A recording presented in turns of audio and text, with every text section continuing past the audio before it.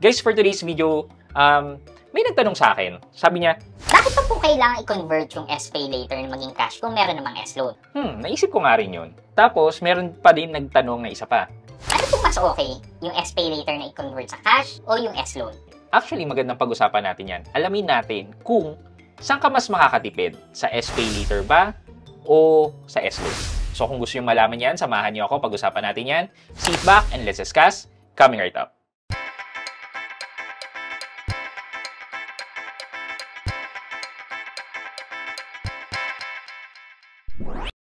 Hi guys, this is Pat and you're in Pat Quintos Review TV. So if you're new here in my channel, I do reviews about personal finance na meron akong experience at ginawa ko na yan ng videos and playlists, makita nyo dito sa taas. At kung bago ka dito sa channel ko, you may want to consider subscribing to my channel.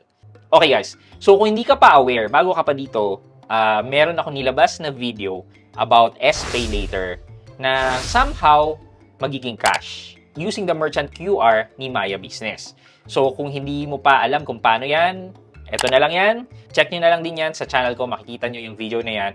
And diniscuss ko dyan kung paano nyo pwedeng i-convert si SPay later na maging cash. Pero guys, please take note yung mga disclaimer ko dyan. Like yung kailangan meron na kayong Maya Business na upgraded, etc. etc. Kasi pag ginawa nyo yan nang hindi nyo tinitake note yung mga sinasabi ko, oh well, hindi ko na po kasalanan yan kung maiwan yung pera nyo dyan kay Maya.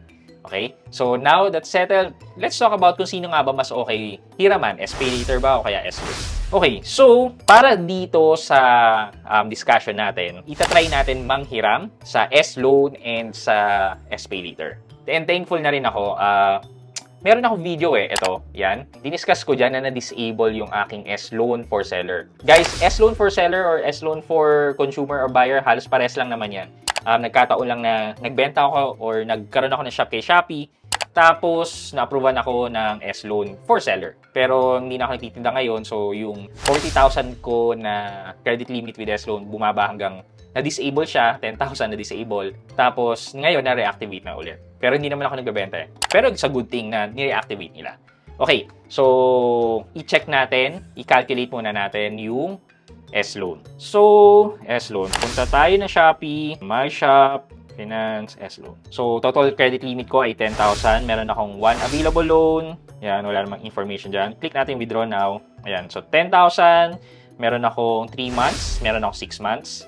Tanggalin natin yung loan protection. So, amount na marireceive ko lang daw ay 9,700 kasi meron 300 pesos na admin fee or processing fee.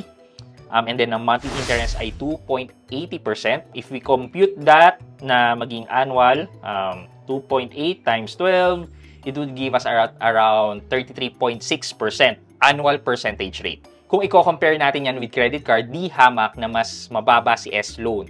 Kasi 33 lang. Si credit card ay nasa around 36% per annum. Yan, total interest amount for 6 months is 1,680. Ang total repayment amount natin ay 11,680 pesos. So, yan, nakita na natin yung total repayment natin kay S-loan. Pero kasi, meron 300 pesos na parang expense pa tayo dyan. So, dun sa 11,680, idagdag natin yung 300. So, around 11,980 lahat. So, kung i-calculate natin yan, 11,980 minus 10,000, 1,980 yung ating interest and service fee or admin fee. Divide natin yan by 10,000. So, ang total na service fee and interest is 1,980 for 10,000. Okay. So, cancel natin yan. Go back. Punta naman tayo sa SPay later. So, punta lang tayo sa home. Tapos, click natin yung scanner sa taas. Yan. Tapos, i-attach natin yung QR natin. Attach natin yung QR.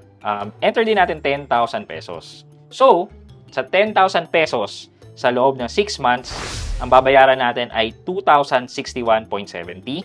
Calculate natin yan. 2,061.70 times 6, nasa around 12,370. Minus natin yung 10,000, 2,370 ang interest. So, kung i-compare natin yung kanina, 1,980 sa 2,370, di hamak na mas mababa si S-loan. Ayan. Itong 2,370, divide natin yan sa 10. 23% divided by 6. Yan. Lumalabas na 3.95% per month o 47% per annum. O, diba?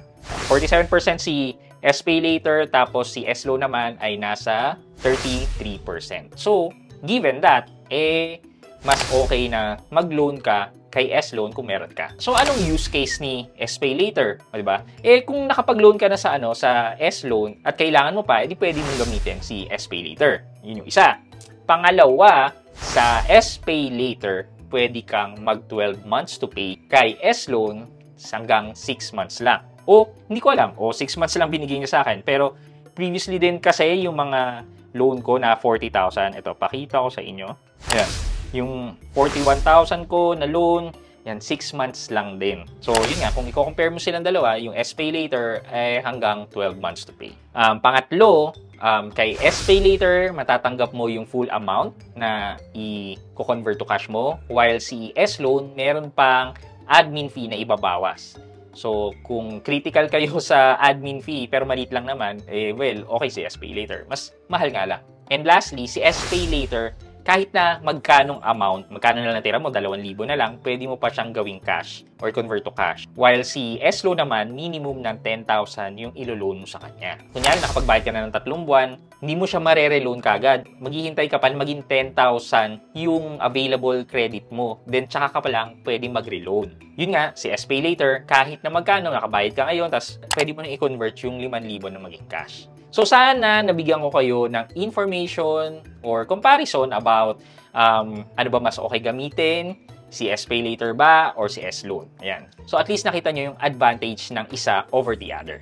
Okay. For our question of the day, given yung pinakita kong advantage ng bawat isa, ano sa tingin nyo ang mas okay sa inyong gamitin? Si SPay Later ba or si S-Loan? At bakit? Let me know sa comment section sa baba para may chance kayo manalo ng 1,000 pesos sa ating weekly GCash giveaway. And syempre, huwag nyo kalimutang maglagay ng hashtag #GrowTo100k sub para sa chance nyo namang manalo ng cellphone sa ating monthly cellphone giveaway until we reach the 100k subscriber milestone. Yun lamang po for today's video. But before we end this video, mag-shoutout po muna tayo at shoutout kay at Intoy-san28. Sabi niya, pa-shoutout Idol Pat. Sana ma-shoutout po. Diyan man lang manalo ako. Mapanood ko always. God bless you po. More power. Hashtag #GrowTo100k subs. Ayan na po. At Intoy-san28. Shoutout po sa inyo at maraming salamat po sa patuloy na pagsuporta sa aking channel. Thank you so much. Also po guys, kung kumakatok po kami sa inyong mga puso, baka po pwede nyo matulungan yung aking newborn na pamangkin, si Baby Caleb.